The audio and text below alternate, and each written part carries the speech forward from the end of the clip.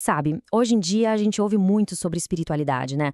E quase sempre o papo acaba caindo em autoajuda, em como a gente pode se tornar melhor. Mas e se o centro de tudo não for a gente? E se o verdadeiro crescimento viesse justamente quando a gente para de olhar só para o próprio umbigo? É sobre essa ideia que veio de um retiro espiritual que a gente vai conversar hoje. Uma ideia que meio que vira tudo de ponta cabeça. E olha só, aqui a gente já vê o contraste. De um lado, essa visão comum da espiritualidade como uma espécie de kit de ferramentas para melhorar a si mesmo, o foco totalmente no eu. O objetivo, se tornar uma versão melhor de si.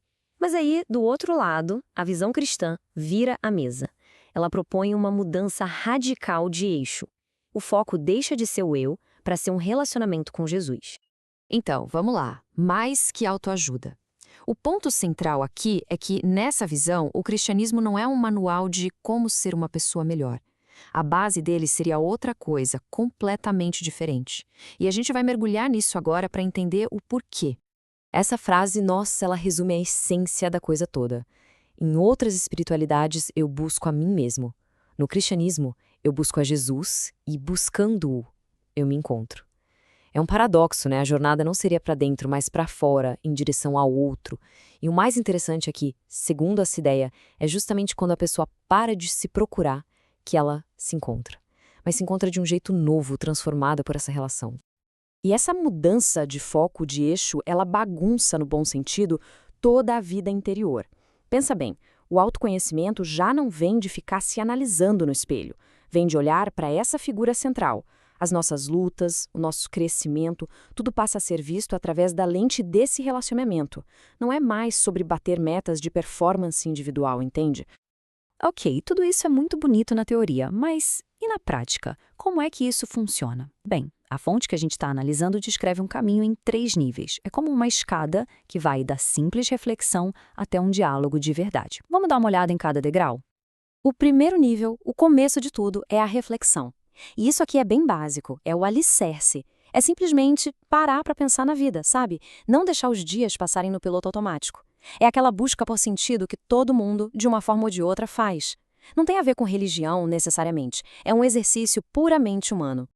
Aí a gente sobe um degrau. Nível 2, meditação. Aqui, o jogo muda. Aquela reflexão que era puramente humana agora ganha uma nova luz, a luz da fé. A pessoa começa a pensar sobre conceitos divinos, a refletir sobre as escrituras, o amor, as próprias falhas, mas tudo isso sobre essa nova perspectiva. E agora, o pulo do gato. O terceiro nível, a oração. É aqui que o monólogo vira diálogo. A pessoa para de pensar sobre ele e começa a falar com ele. Em vez de pensar, ele é bom, a pessoa diz, tu és bom. Percebe a diferença? A relação muda de um objeto de estudo para uma pessoa com quem se conversa. É o início de um relacionamento de verdade. Certo. Mas qual é o objetivo final de tudo isso? Não é só ter uns momentinhos de oração aqui e ali. A ideia é alcançar um estado de ser, uma forma de viver. A fonte chama isso de contemplação, uma consciência contínua que tem o poder de transformar o cotidiano. Contemplação. Eu sei, a palavra soa meio abstrata, né? Elevada. Mas a definição aqui é bem pé no chão. Não é sobre esvaziar a mente ou algo assim. É sobre manter uma consciência constante da presença de Deus como um pano de fundo para tudo que se pensa e sente durante o dia. Para ficar mais fácil de entender, tem uma analogia ótima. Pensa numa música de fundo. Você não está o tempo todo prestando atenção nela, na letra, nos acordes, mas ela está ali. E ela cria o clima, a atmosfera do ambiente. A contemplação seria isso, a trilha sonora da vida interior. Ou, se preferir, tem outra imagem, o ar. A gente não pensa, preciso respirar a cada segundo, né? A gente simplesmente vive e respira dentro dele. Da mesma forma, essa presença se tornaria o ambiente no qual a alma existe. A condição fundamental para ela existir. E essa ideia leva a uma consequência bem profunda que está nessa frase. Quando o espírito estabelece sua morada em uma pessoa, ela não pode mais parar de orar, porque o espírito ora incessantemente nela. Ou seja, no fim das contas, a contemplação não é só um esforço humano, é um dom. A oração se torna algo tão natural quanto respirar. Tá, mas e daí? Qual o resultado prático disso tudo? Por que essa vida contemplativa importaria?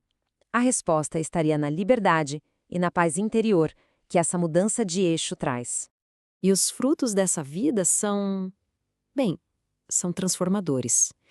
Pensa só, um silêncio e uma paz interior de verdade, liberdade do próprio ego.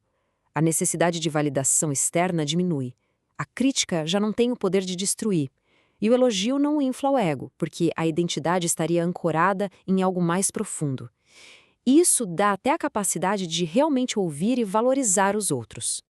E tem um exemplo concreto e poderoso disso.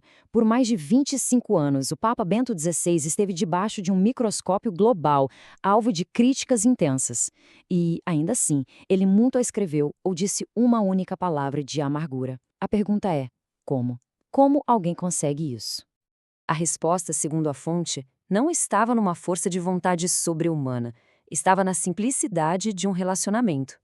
A origem daquela paz toda vinha de uma amizade profunda cultivada na oração. Numa homilha, ele simplesmente disse: "Obrigado, Jesus, por tua amizade."